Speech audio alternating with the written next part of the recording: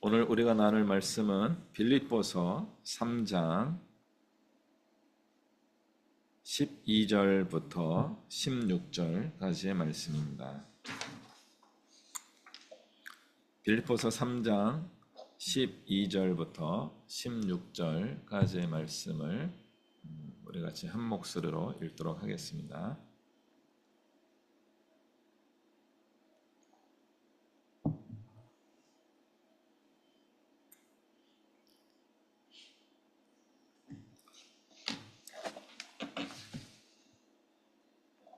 빌립보서 3장 13절부터 16절까지의 말씀입니다.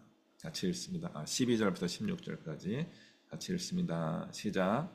내가 이미 얻었다 함도 아니요 온전히 이루었다 함도 아니라 오직 내가 그리스도 예수께 잡힌 바 된 그것을 잡으려고 달려가노라. 형제들아, 나는 아직 내가 잡은 줄로 여기지 아니하고 오직 한 일, 즉 뒤에 있는 것은 잊어버리고 앞에 있는 것을 잡으려고 표대를 향하여 그리스도 예수 안에서 하나님이 위에서 부르신 부름의 상을 위하여 달려가노라. 그러므로 누구든지 우리 온전히 이룬 자들은 이렇게 생각할지니 만일 어떤 일에 너희가 달리 생각하면 하나님이 이것도 너희에게 나타내시리라. 오직 우리가 어디까지 이르렀든지 그대로 행할 것이라. 아멘.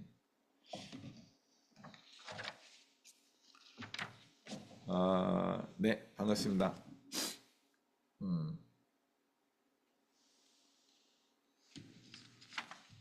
오늘 말씀 제목은 본문에 있는 주제를 따라서 표대를 향하여 이렇게 한번 잡아봤습니다. 표대를 향하여. 제가 이제 요즘 허리를 삐끗해가지고 이제 몇 년간 안 하고 있는데 한 2017년부터 2019년 한 3년 정도 골프의 맛을 들렸어요. 그래서 사람들이 왜 골프를 좋아하는가 그걸 알겠어요. 이 조그만 공을 이런 기다란 막대기로 딱 쳐가지고 저쪽으로 보내는 거죠. 그러니까 우리 어릴 때 놀던 이제 자치기랑 제가 볼 땐 큰 차이는 없다고 봅니다. 자치기는 이제 동네 마당에서 하는 게임이라고 한다면 골프는 어떤 굉장한 벌판, 산 그런 데를 다니면서 이 공을 멀리까지 보내는 그런 경기입니다. 그 경기에 보다 보니까 이제 마지막에 그 홀에 구멍에다가 이제 공을 집어넣으면 이기는 거잖아요. 근데 거기에 이제 멀리 있을 때는 잘 안 보이니까 거기에 깃발을 꽂아 놓게 되더라고요. 다 아시죠? 그 깃발을 향하여 이 볼을 이제 딱 치게 되면은 이게 직진해서 날아가기도 하고 슬라이스로 돌아가기도 하고 뭐 훅이 나기도 하고 하면서 그것도 기술이라고 해요. 그걸 조절하는 방법으로 해서 뭐 페어웨이 뭐 하면서 한 단계 한 단계. 그래서 어떤 거는 파3 홀 3번에 걸쳐서 넣으면은 잘했다. 어디는 좀 먼으니까 4번, 아주 먼 곳은 뭐 5번 정도에 걸쳐서 올라가면 되고 그 숫자를 줄이는 사람들이 이제 언더라고 해가지고 원래 제공했던 그 기회보다 훨씬 횟수를 줄여서 가면은 뭐 성적이 좋은 그런 겁니다. 거기까지. 저는 그 다음은 몰라요.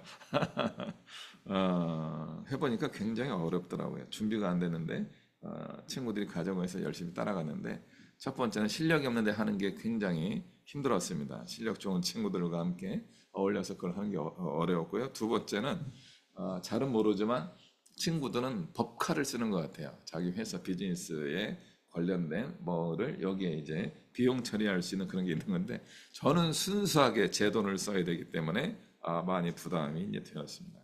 그래서 마침 허리를 삐끗하는 바람에 그 핑계를 대고 이제 골프를 이제 안 하게 되었습니다. 있던 장비는 다 이제 처분을 했고요. 몇 가지가 좀 남아 있는데 기념으로 가지고 있습니다. 표대를 향하여 간다는 것은 그런 의미입니다. 목표가 있는 거죠. 목표를 향하여 이렇게 돌아갈 수도 있고 직진을 갈 수도 있고 못 갈 수도 있습니다. 이 표대를 우리는 어떤 방향으로 바라보고 있는지 한번 살펴보면 좋겠습니다. 빌립보서 3장 전체 말씀은 빌립보서에서 제가 보는 이제 성경 말씀 몇 구절 중에 바울이 짤막하게 자기의 단점을 쓱 집어넣은 구절입니다. 다 자랑으로 넣었다가 단점을 싹 집어넣은 부분이 이 부분이 뭐예요? 3장 6절에 열심으로는 교회를 박해하고 율법의 의로는 흠이 없는 자라 이렇게 했어요. 그러니까 완벽주의자입니다. 자기는 율법주의로 완벽한데 그 앞부분은 뭐예요? 교회를 박해하던 사람이다. 예수님을 믿는 사람들을 잡아서 가두고 죽음으로 몰아넣었던 사람입니다. 요거를 짧게 교회를 박해하고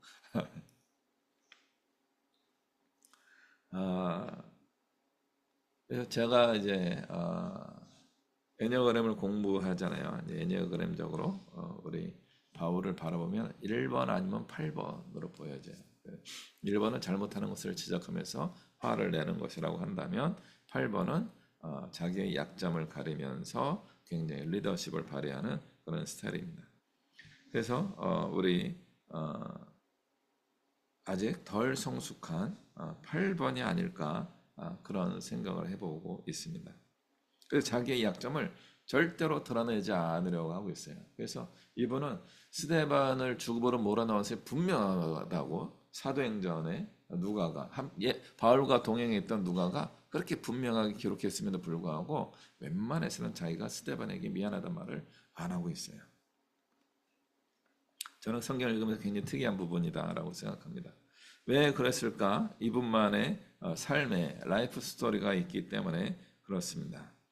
3장 1절에 보니까 끝으로라고 얘기해요. 끝이 아니에요. 나중에 4장까지 이어져요. 그래서 이제 이 끝으로 그래서 주 안에서 기뻐하십시오 이런 이야기하면서 나는 육체를 신뢰할 만한 사람입니다. 정말 나는 완벽한 사람입니다. 내가 8일 만에 할례를 받고 이스라엘 족속이고 베냐민 지파고 히브리인 중에 히브리인이고 율법으로는 바리새파 사람이고 율법의 의로는 흠이 없고 그런데 내가 그 모든 유익하던 것을 해로 여기게 되었다. 이게 빌립보 3장에서 바울이 자기에 대한 평가를 내리고 있는 것입니다. 이것만 해도 사실은 굉장히 쉽지 않은 고백입니다. 예수 그리스도를 믿는다는 것이 무엇입니까? 라고 하는 질문에 대하여 바울은 이렇게 대답하고 있는 겁니다. 내가 열심히 추구해 왔던 것을 해로운 것으로 여기는 것입니다. 자기는 육체를 신뢰할 만하고 그리스도를 백해하고 율법의 의로도 흠이 없는 사람인 완벽한 바리새파 사람이었고 사회적으로 성공했던 사람입니다. 라고 고백하고 있는 겁니다. 그리고 그 성공은 관성의 법칙이 작용하게 되었어요. 그 성공의 거기를 향해 막 열심히 오다 보니까 이 바리새파 사람이라고 하는 그 삶의 자기의 아이덴티티가 기독교를 박해할 수밖에 없도록 이끌게 된 겁니다.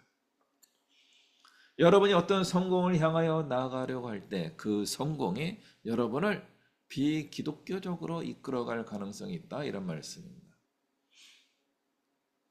이 관성의 법칙이 있는 거예요. 이거를 내려놓으면 나의 성공이 물거품이 되고 나는 나의 성공을 포기해야 되고 버려야 되는 것처럼 여겨지는 겁니다. 이 바리새파 사람이라고 하는 특별한 집단, 이 바리사이라고 하는 표현은요, 구별되었다, separation이라고 하는 뜻이, differentiation, 차별적으로 존재하는 존재들 이런 뜻입니다. 정말 구별되어서 다른 사람들이라고 이야기하는 표현이 바리사이 이 표현입니다. 이 시대에 여러 가지 동시대에 활동했던 단체들이 있어요. 하나는 사두개파입니다. 그러니까 사독 계열 제사장의 후예들입니다. 제사장을 독점하게 되는 그 한 집안이었던 거죠. 이 집안에서 가장 유력하게 함께했던 사람들이 지난 100년간 하스모니안 왕조라고 레이지파 출신의 제사장 집안의 왕조가 생겼습니다. 100년간의 국가의 수장을 맡은 그런 기간이 있었습니다. 그러니까 이 사두개파 사람들은요, 이스라엘의 어떤 정치적 지도자로 자연스럽게 수준이 올라가게 된 겁니다. 로마에게 패하긴 했지만 하스모니아 왕조의 지난 100년간의 역사, 100년간의 통치 기간의 경험들이 이스라엘 사람들에게 남아 있는 거죠. 그래서 사두개파 사람들은 이스라엘 사람들에게 어떤 정치적인, 사회적인 지도력을 발휘할 수 있게 되었습니다. 율법 중심으로 살아갔던 사람들의 한 부파가 사두개파였던 거죠. 또 하나는 에세네파라고 하는 겁니다. 이분들은 일종의 이 사회에는 구원이 없다. 우리는 어떤 영적인 수련을 통하여서 구원을 추구하겠다 하면서 광야로 나가서 공동체 생활을 하신 분이에요. 그래서 이스라엘 사람들에게는 그렇게 큰 영향이 없었던 겁니다. 그래서 성경에도 그렇게 기록이 거의 나와 있지 않은 분파가 있습니다. 그래서 성경에는 없지만 에스네파라고 하는 그런 율법주의 단체들이 있었습니다. 또 하나가 바리새파입니다. 이 사람들은 사회적 리더십도 발휘하면서 자기들의 율법을 열심히 연구해서 율법주의를 완전히 완수하고 성공하고 신앙적으로도 훌륭하고 사회적으로도 잘 영향력을 발휘하는 그런 분들입니다. 일종의 평신도 리더가 아니었을까 이렇게 생각이 드는 분들이지요. 평신도 수준에서 이런 사회적 리더십을 발휘하는 데까지 올라가기가 얼마나 어려웠겠습니까? 쉽지 않았습니다. 이미 사두개파라고 하는 신앙 교육을 어떤 신앙적 영향력을 잘 발휘하는 그런 수백 년간 이어온 그런 분들이 이미 계신 거예요. 근데 그런 분들과 별개로 우리끼리 모여가지고 열심히 해가지고 인정을 받는 사람이 되어야 하는 거죠. 거기에 한 가지의 큰 힘 중에 하나가 이분들이 돈이 좀 있었지 않나 이렇게 생각합니다. 일반 평신도 일반 평범한 사람들이 있는데 사회적 지도력을 발휘하기 위하여 하나가 있었는데 하나는 재정적인 능력이 있었던 거라 여겨집니다. 그래서 바리새파 사람들에 대한 평판이 뭐냐면 돈을 사랑하는 사람들이다라고 하는 평판이 있습니다. 왜냐하면 사회적 힘이 이 돈에서 나오고 있기 때문에 그렇습니다. 두 번째, 이들은 영적 리더십도 가지게 된 거죠. 율법주의를 추구하면서 그들은 신앙적인 리더십뿐만 아니라 사회적인 어떤 영향력도 같이 갖추게 된 분들입니다.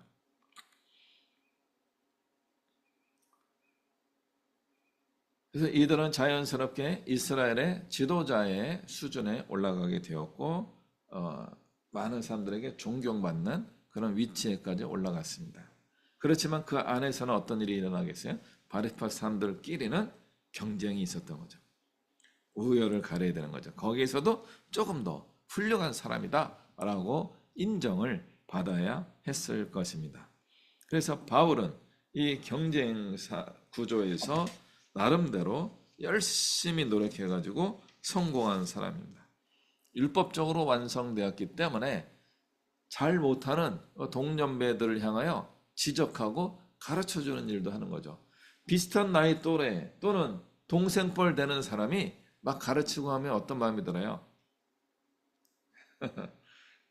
훌륭하면 괜찮은데 묘한 약간 불편한 마음도 들 수도 있을 겁니다. 바울이 그걸 개의치 않고 동년배들을 막 가르치기도 했던 그런 아주 훌륭한 율법주의자였습니다. 그분이 자기에게 있었던 그 모든 성공의 결과들이 예수 그리스도를 위하여 살아가려고 할 때 나쁜, 함풀한, 해로운 것으로 여기게 된 겁니다. 여러분의 성공, 우리의 성공, 바울의 성공이 예수 그리스도를 알아가고 그 복음을 따라 살아가는데 아주 해로운 것이 될 수 있다는 것을 바울이 이야기하고 있습니다. 7절과 8절 말씀을 읽어드리겠습니다. 3장 7절과 8절.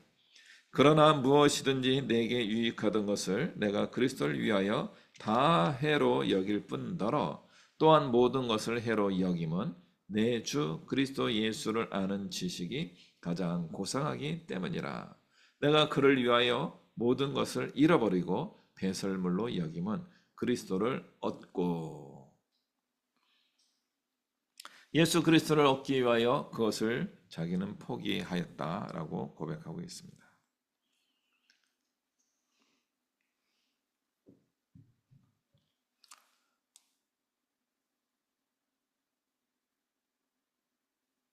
바울은요, 그리스도를 아는 지식이 가장 고상하다라고 하는 표현을 사용하고 있습니다.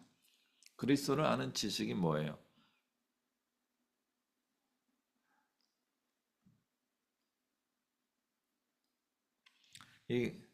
그 당시 표현이기 때문에 우리 현대에 이게 해석이 좀 더 필요해 보이는 번역입니다.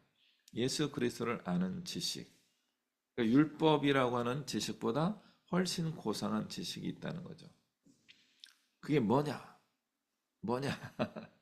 예수님을 계속 알아간다라고 하는 말을 하면 되는데 이걸 지식이란 말로 표현한 거죠. 예수님을 계속 알아가는 거. 그러니까 초대교회에서 예배 때 설교가 뭐예요? 아직은 해석의 단계가 아니었어요. 그 당시에 대부분의 설교는 예수님이 하셨던 말씀을 그대로 반복해서 이야기하는 게 초대교회 예배의 어떤 설교였습니다. 예수님이 어떤 걸 하셨어요? 어디 가서 뭐 이런 말씀을 하셨어요. 병든 사람을 이렇게 고치셨어요. 이런 이야기를 하는 것. 이것이 그 당시에 설교였고 그 당시에 교육이었습니다. 이게 된 이제 설명이 점점 들어가다 보니까 이제 신학적이고 뭐 또 어떤 교육학적인 뭐 이런 시도들이 계속 이루어지게 되었는데 실제로는 그리스도를 아는 지식이라고 하는 것은 예수님이 말씀하시고 행하셨던 일을 그냥 알아가는 것이다라고 하면 되겠습니다. 이런 표현들이 그 당시 그리스 철학의 영향의 어떤 흔적들이 아닐까 이런 생각을 해보게 됩니다. 내 주 그리스도 예수를 아는 지식이 가장 고상하다. 그 당시에 가장 지식적이고 사회적 수준 높은 문화는 어디였겠어요? 로마였고 로마의 어떤 정신을 지배하고 있었던 것이 그리스 철학이었습니다.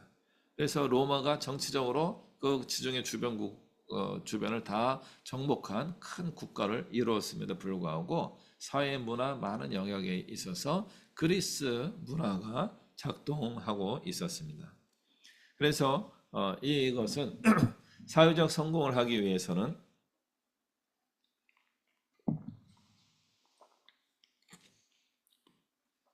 그리스 철학을 좀 깊이 알 필요가 있었습니다. 그런 분들 중에 하나가 예루살렘 교회에서 이제 바나바라고 하는 그런 분들이죠. 바나바하고 그래서 바울이 잘 통한 게 뭐냐면 그리스 문화의 뿌리를 같이 공통적으로 가지고 있었기 때문에 그렇습니다. 그런 분들 중에 한 분 중에 바울이 제거했다고 해야 될까요? 그런 분이 계시죠. 그 분도 바로 스데반입니다. 스데반. 스데반도 그리스 문화 철학의 사상을 가지고 있어서 웬만한 바리스파 사람들과 논쟁에서 늘 이겼던 거죠. 논쟁으로 이기기 어려우니까 그냥 그 돌로 쳐서 죽이는 살해 방법을 해서 제거하게 되었습니다. 이 일에 참여했던 분이 바로 바울이었던 거죠. 이 그리스 철학적 관점에서 율법주의를 완성해 가려고 하는데 이 기독교 그리스 출신 기독교인들이 꽤 걸림돌이 되었던 겁니다. 그들을 연구하고 분석해서 허물어뜨리려고 노력했던 그 바울이 예수님을 만난 거죠. 예수님을 만나고 나서 완전 변화한 겁니다. 바울이 기독교의 무지한 상태에서 예수님을 만난 게 아니었던 것 같습니다. 기독교를 와해시키기 위하여 연구했을 가능성이 굉장히 커 보입니다.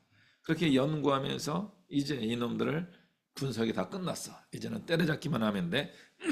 하면서 살기등등하여서 다마스쿠스라고 하는 지역으로 거기에 있는 이스라엘 땅에 있는 그 유대인들을 다 그 기독교인들을 억압했기 때문에 이제 외부 지역에 있는 유대인 크리스천까지 억압하기 위하여 살기등등하여 나아가고 있다가 주님을 만나게 된 것이죠.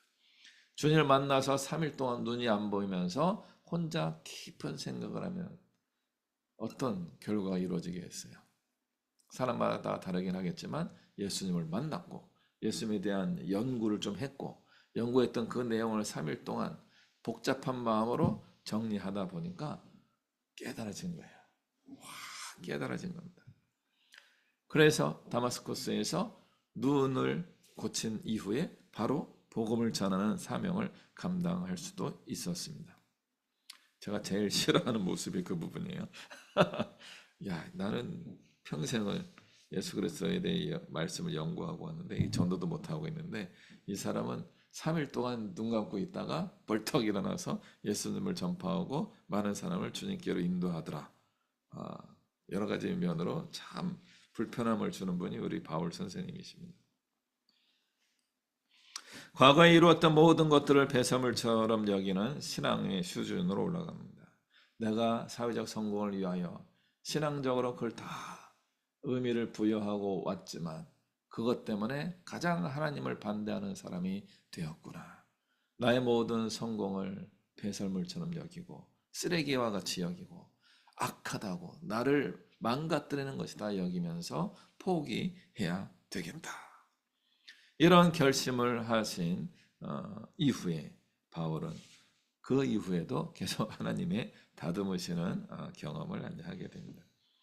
왜냐하면 자기는 그렇게 깨달아서 열심히 하려고 했는데 자기를 훌륭하게 도와줬던 바나바의 그 조카 이 마가 이 녀석을 보니까 너무 마음에 안 드는 거예요. 그래서 이놈의 자식 막 하면서 막 화를 내고 막 그랬던 거죠. 그러니까 자기가 어느 날 원래부터 그렇게 훌륭하니까 니네도 이렇게 될 수 있어야 되지 않냐 이런 마음으로 굉장히 강력하게 리더십을 발휘하고 어떤 야단도 치고 했던 것 같아요. 그러니까 마가가 확 도망가 버려요. 너무 힘드니까 이 어른하고 같이 일하기 어렵다 하고 도망가 버립니다. 그래서 이제 애니어그램적으로 1번이나 8번으로 보고 있습니다.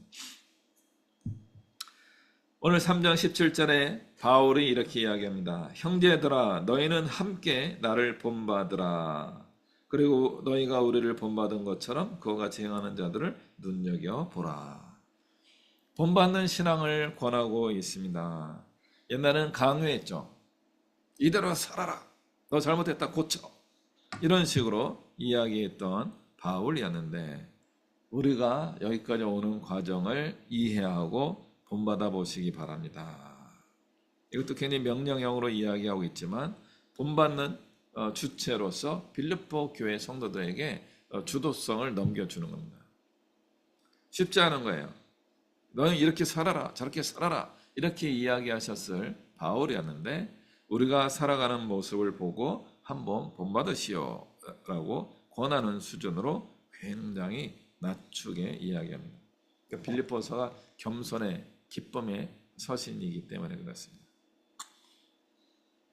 우리 그리스도 예수께서 높은 보좌를 버리시고 낮고 낮은 천한 인간의 모습을 이루며 이 땅에 오셔서 사역하셨던 것처럼 우리도 모든 것을 내려놓고 예수님처럼 낮아져야 되겠습니다 라고 하는 깨달음을 이때쯤 얻은 것 같습니다.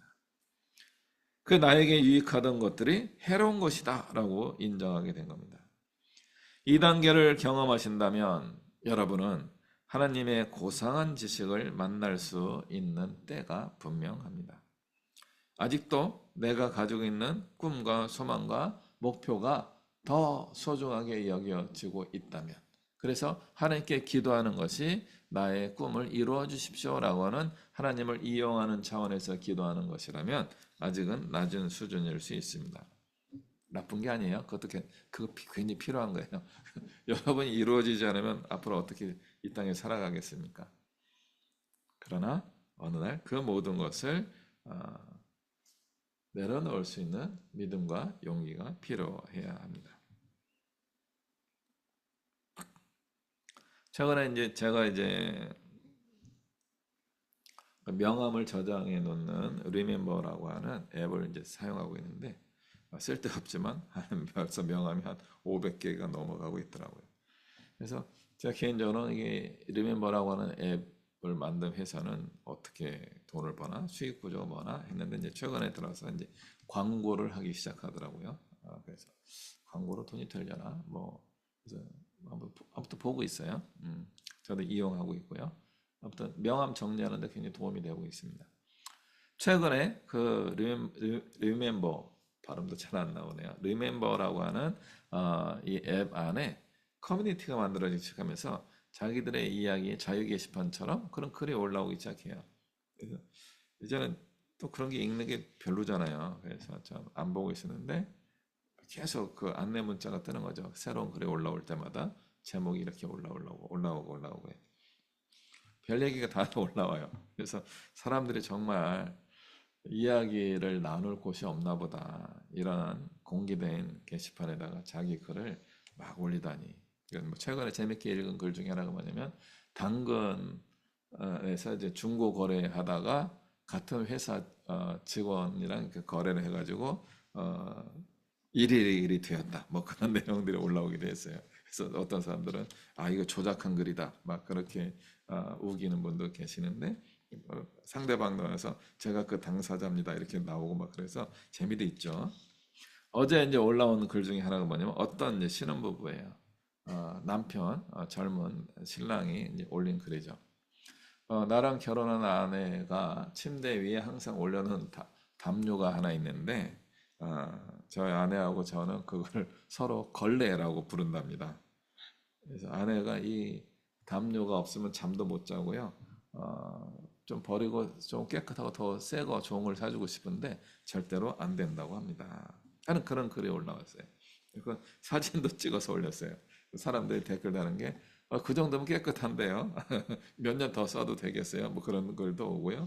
뭐 별별 얘기가 다 올라옵니다. 우리는 그걸 무엇이라고 부릅니까? 이제 애착 이불이라고 합니다.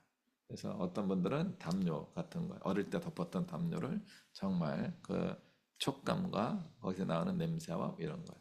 어떤 분 댓글 내신 분은 제 아내는요 토끼예요 이렇게 올린 분이 있어요. 어, 거의 빨지도 않아 가지고요 아주 심각한데도 제 아내는 이 토끼를 계속 데리고 있어요. 뭐 이런 글이 올라오는 거죠. 애착 인형입니다. 애착 인형, 애착 이불 이것이 자기 게 아닐 때는요, 그게 걸레와 쓰레기로 보이기도 합니다. 근데 당사자에게는요, 자기 분신이에요. 자기나 진배가 없어요.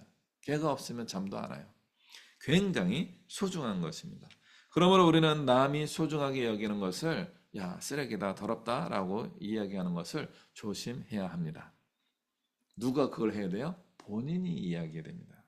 본인이 정말 그렇게 사랑하며 애착을 가지고 있었던 그것을 이제는 보내줄 수 있는 사람이 될 때 성숙해졌다라고 이야기하는 것입니다. 스스로 성장하게 되면 보내줄 수 있습니다. 심리적 건강함을 유지할 수 있게 되기 때문에 그렇습니다.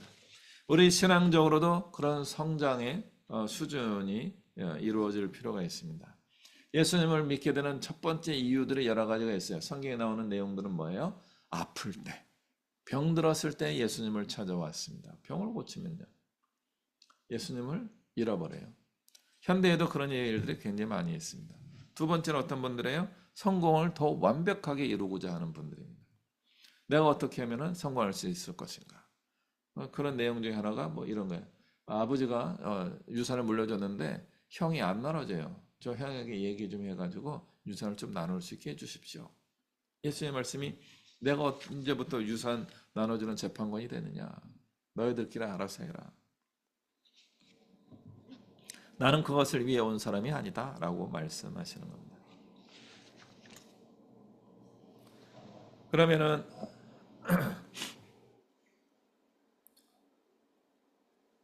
예수님을 만나서 우리는 이 모든 것을 이루고자 합니다. 건강을 회복할 수 싶은 것도 이루는 거고요. 성공을 추구해서 성공을 얻는 겁니다. 그게 필요 없다는 게 아니야. 예수님도 그 필요를 채워주십니다. 성공을 이루도록 하나님께서 은혜를 베풀어 주시고요. 병든 자를 고쳐 주시고 배고픈 자들에게 먹을 걸 제공해 주시고 안전하고 보호하고 이런 일도 하나님이 다 해주십니다. 그러나 그것이 끝이 아니라는 것이죠. 그렇게 어떤 순간순간마다 우리가 오랫동안 소망했던 것들이 이루어지고 난 다음에 우리는 또 다른 인생을 이어서 살아가야 하는 것입니다. 우리는 아직도 가야 하는 인생의 나머지 기간이 있는 거죠. 요즘은 우리의 수명이 늘어나가지고 더 길어졌어요. 어떻게 하죠? 정말 길어졌습니다. 옛날 한 60이나 70이면 되는데 제가 곧 60이 되고요. 이제 70까지 뭐 10몇 년밖에 안 남았고요. 더 살아가야 돼요. 80세도 돼야 되고요. 90세도 돼야 되고요. 막 그래요. 앞으로도 뭔가 더 해야 돼요. 옛날 그래서 우리 부모님 세대는요. 안 하고 지낼 때가 많이 있어요. 근데 우리는요. 안 하고 지내면 안 되겠다는 마음이 드는 세대입니다. 뭔가를 해야 돼요. 뭔가를 하기도 그렇고 안 하기도 그렇고 그런 세대가 됐습니다. 사회적으로는 은퇴해야 되는 나이입니다. 우리나라 60세 은퇴하고 요즘 65세로 늘린다는 얘기도 있지만 목회자는 뭐 70세 정도 은퇴한다고 하는데 은퇴 이후에도 우리의 삶이 계속 연장되고 있는 그런 시대를 살아가고 있습니다. 우리는 이 시대에 우리는 어떻게 살아가야 할 것입니까? 오늘 본문 말씀으로 돌아오게 되는 거죠. 12절 내가 이미 얻었다 함도 아니요 온전히 이루었다 함도 아니라 오직 내가 그리스도 예수께 잡힌 바 된 것을 잡으려고 달려가노라. 푯대를 향하여 계속 간다 그런 뜻입니다. 형제들아 나는 아직 내가 잡은 줄로 여기지 아니하고 오직 이루은 일은 즉 뒤에 있는 것은 잊어버리고 앞에 있는 것을 잡으려고 푯대를 향하여 나아가고 있습니다.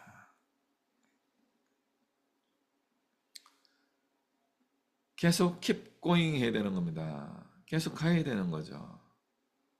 더 많이 가야 되는 겁니다. 우리의 선배들이 살아왔던 삶보다 더 긴 인생을 살아가면서 우리는 어떤 일에 직면하게 됩니까? 새로운 해보지 않았던 시대를 살아가야 되는 거죠. 그래서 우리의 기억은 과거를 기준으로 해서 오는 것인데 바울의 가르침에 의하면 과거는 잊어버리고 미래를 향하여 나아갑시다라고 하는 거죠. 우리는 과거에 기반해서 미래를 향해 나아가는데 과거 없이 미래를 어떻게 향하여 나아갈 수 있겠습니까? 그것이 푯대입니다. 부름의 상을 향하여 나아가는 것입니다. 그러므로 누구든지 15절입니다. 우리 온전히 이룬 자들은 이렇게 생각할지니 만일 어떤 일에 너희가 달리 생각하면 하나님이 이것도 너에게 나타내시리라. 뭐예요? 생각을 계속하자 그런 뜻입니다. 생각을 계속하자. 했던 걸 계속한다면 그것도 나쁘진 않을 거다. 그런데 다르게 생각하면 하나님께서 다르게 보여주실 것이다. 그 다름이 뭘까요? 모르겠어요. 그게 뭘까요? 그걸 알면 좋겠는데 정말 모르겠어요. 미래를 향하여 간다는 것이 무엇인지 모르겠어요. 그래서 우리는 함께 만나서 기도하고 대화할 필요가 있습니다. 대화를 해야 되는 겁니다. 어떻게 할까? 무엇을 할까? 과연 그게 좋을까? 더 좋은 게 없을까?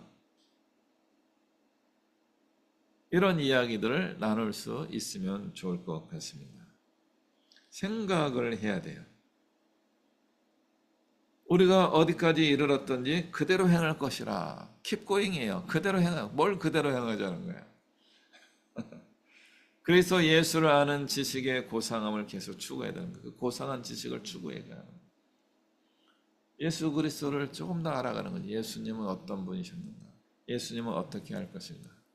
현대적으로 이 표현을 다르게 말하면 뭐예요? 세미나를 해야 된다 그런 뜻입니다. 신앙 세미나. 계속 모여서 예수 그리스도를 아는 지식이 계속 많아져야 돼요. 이전에 이미 여러분이 가지고 계시는 그 지식에 스톱하고 머물러도 괜찮습니다. 나쁘지는 않아요. 그러나 더 나아가야 되는 겁니다. 신학이라고 하는 학문의 특징이 바로 그런 것입니다. 윤리학이라고 하는 것을 제가 들으면서 우리 이제 기독교 윤리학을 공부할 때 우리 선생님이 해주셨던 이야기예요. 윤리학은 에티컬 이슈를 다룬다. 윤리적 문제를 다루게 된다. 윤리적 문제에 대하여 그건 이거야 라고 이야기하면 그건 모럴 클레임이래요. 그러니까 도덕적 선언이라고 하는 거죠.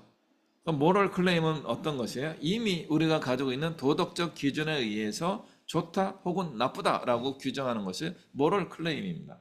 그런데 과연 그것이 좋으냐 나쁘냐를 다시 한번 고민하면서 이것을 다차원적으로 이렇게도 보고 저렇게도 보고 하는 것을 에티컬 이슈라고 설명해 주셨습니다. 이것이 신앙으로 오게 되면요, 신앙은 당연히 그런 것이야, 11조 당연히 내는 거고 주일 성수 당연히 하는 거야 라고 하는 것을 뭐라고 합니까? 이거를 근본주의 혹은 교조주의라고 이야기하는 겁니다. 일반 성도들은 그냥 시키는 대로 하면 되죠. 그죠? 아닌가요? 목사님이 시키면 해야죠. 근데 이 목사님이 이야기한 것과 이 목사님이 이야기한 게 다르니까 선택을 하게 되는 거죠. 누구 걸 선택하십니까? 제 거는 아니더라고요. 제 이야기를 듣는 분들은 그렇게 많지 않더라고요. 누굴 걸 들어요? 내가 듣고 싶은 목사님의 이야기를 듣는 거죠. 그럼 그 목사님의 이야기가 믿음의 이슈를 다루는 가르침을 주시는 분입니까? 아니면은 과거에 있었던 신앙적 클레임을 선포하고 계시는 겁니까? 신앙적 선포만 하고 계시는 겁니까? 신앙적 문제를 다루고 계십니까? 우리는 어쩌면은 일반 성도님들의 수준을 올려야 되는 겁니다. 신학적인 논쟁을 준비할 수 있는 수준까지 가야 되는 거죠. 그게 쉬울까요? 어려울까요? 어렵죠. 저도 어려운데. 그러나 그 이슈를 가지고 씨름하는 신앙생활을 하게 될 때에 우리는 나에게 필요한 답을 얻게 되고요. 하나님이 보여주신다고 했으니까요. 그 다음에 다른 사람들이 참고할 만한 모델을 제공할 수 있게 됩니다. 하나님이 그것도 기뻐하시는 거죠. 내가 살아가는 그것이 모든 사람의 정답은 될 건 아니에요. 그렇지만 나에게는 정답이 될 겁니다. 그리고 내가 그런 정답으로 살아가는 것을 보고 다른 사람들이 고민할 겁니다. 저 사람은 왜 저렇게 살고 있지? 나는 이렇게 살고 있는데. 둘 다 문제가 있는 게 아닌가? 아니면 둘 다 괜찮은 건가? 이런 고민을 하게 될 것입니다. 고민하는 신앙을 해야 되는 겁니다. 그냥 무조건적으로 따르지 않으면 문제가 되는, 여기서 문제는 신앙적 문제가 아니라 사회적 문제죠. 특히 목사님들은 조직에서의 문제가 생기고 우리 일반 성도님들은 교회 안에서의 문제가 생기게 됩니다. 그 문제가 불편하여서 이 공동체와 조직을 떠날 수 없기 때문에 거기에서 내가 충분한 이익을 더 봐야 하기 때문에 이 신앙적 이슈를 다루지 못하고 있다면 우리의 신앙은 어쩌면 위기에 빠지는 것이 될지도 모르겠습니다. 그러므로 오늘 말씀을 이제 정리해 보게 됩니다. 형제들아, 나는 아직 내가 잡은 줄로 여기지 아니하고 오직 이룬 일을 즉 뒤에 있는 것을 잊어버리고 앞에 있는 것을 잡으려 하고 부르신 부름의 상을 위하여 달려간다.